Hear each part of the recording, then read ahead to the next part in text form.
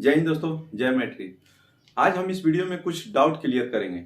बहुत सारे लोगों का बहुत सारे डाउट है।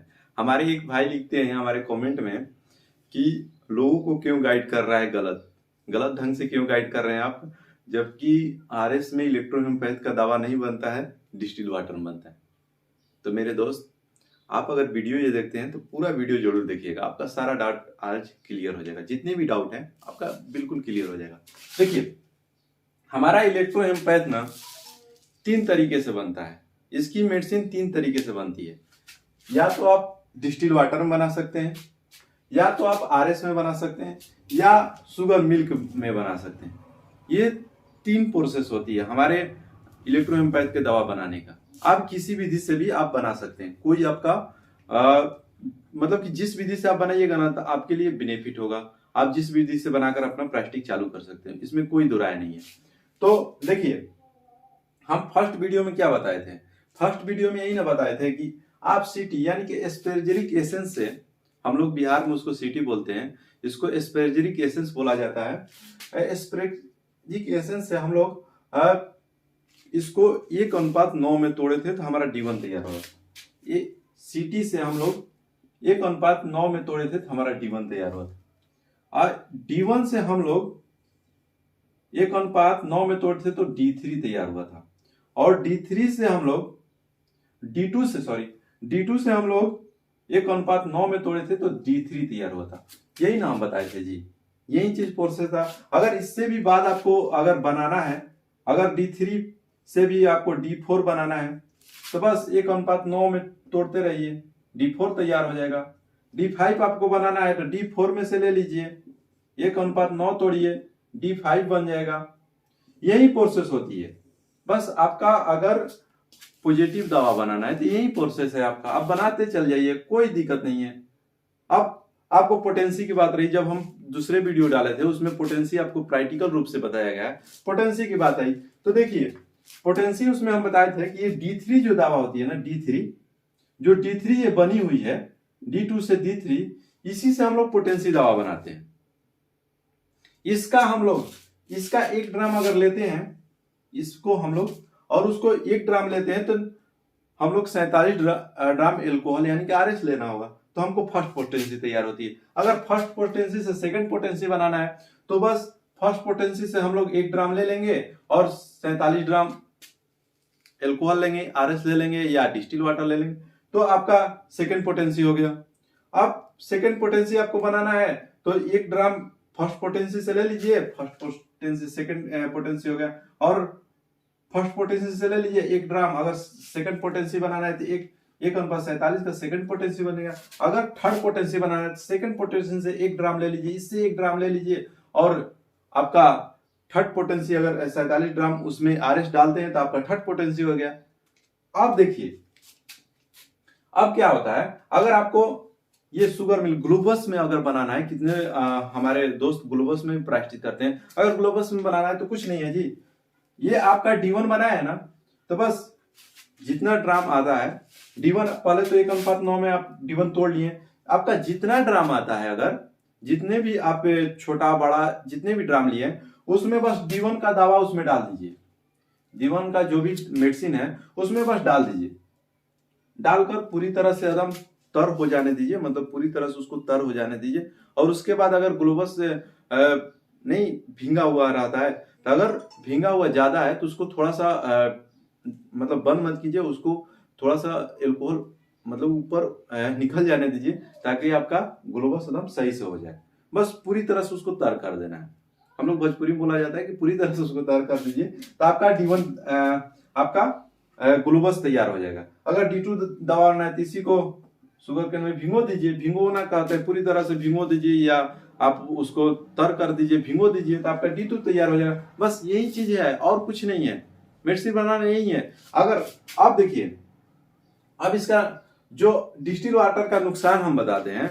अगर डिस्टिल वाटर से आप दवा बनाते हैं ना, डिस्टिल वाटर से बस यही प्रोसेस रहेगी। बस आपको इसमें क्या करना होता है ना, कि हम लोग दवा बनाते हैं तो हम लोग 100 बार या 105 बार आपको ये करना होता है, सेक्शन देना होता है। 105 बार दीजिए या 100 बार दीजिए, ये आप दीजिए। लेकिन अगर आप ये ध्यान रखिएगा, अगर आप डिस्टिल वाटर में बनाते हैं ना तो ये प्रोसेस नहीं करना है, आपको 100 बार सेक्शन नहीं देना है, बस यही अंतर होता है। 100 बार आपको नहीं देना है, ठीक है। बस इससे लीजिए, सीटी से लीजिए, एक अनुपात में डायरेक्ट एक अनुपात मिलाइए, कोई सेक्शन देने की जरूरत नहीं है, बस ऐसे कीजिए, बस उसको रख दीजिए। अब उसमें हम लोग का गलत क्या होती है कि अगर आप डिस्टिल वाटर में बनाते हैं तो बहुत जल्द वो दवा खराब हो जाती है, आपका 1 से 1.5 मंथ के अंदर खराब हो जाती है। इसीलिए हमारे डॉक्टर साहब लोग वो चीज अब अपनाना छोड़ दिए, डिस्टिल वाटर, अब सब लोग आरएस में ही बना रहा है। अब आपको क्लियर होगा भाई। अब एक और, अब पूरी तरह से हमको लगता है कि सारी चीज आपको क्लियर हो गई होगी। अब एक और चीज आती है, एक और सवाल आया था कि सर रिमेडी, इसको मिटा देते हैं, इसको हम लोग मिटा देते हैं। एक और सवाल आई थी कि सर रिमेडी और मेडिसिन में अंतर, मेडिसिन में अंतर। देखिए दोस्त, रिमेडी और मेडिसिन में अंतर सिंपल है। अगर आपका रिमेडी रहेगा तो बहुत सारे प्लांट रहेंगे, बहुत सारे प्लांट मिलकर कई प्लांट मिलकर आपका रिमेडी तैयार होता है। कई प्लांट अगर मिलेगा तो आपका रिमेडी तैयार होगा। जैसे S1 में बहुत सारे प्लांट मिले हैं। आज जब मेडिसिन की बात आ गई तो मेडिसिन सिंपल है, मेडिसिन बस सिंपल एक प्लांट का होता है, ठीक है। आपका मेडिसिन सिंपल है, एक प्लांट, जैसे नक्स भूमिका हो गया, मात्र एक प्लांट। अब आपको क्लियर हो गया होगा कि रिमेडी और मेडिसिन में अंतर। अगर बहुत सारे प्लांट है तो आपका रिमेडी, अगर एक प्लांट है तो नक्स भूमिका। बस यही चीज है जी, और कुछ नहीं हुआ। और एक सवाल और आया था कि सर हम लोग कंबाइंड जो मतलब बहुत सारे मेडिसिन दिया जाता है वो कैसे दें। तो देखिए सिंपल सी चीज है जी, उसमें आप S1 S2 S3 ऐसे ही ना, वो उनका कहने का मतलब था, ये तो चल ही नहीं रहा है,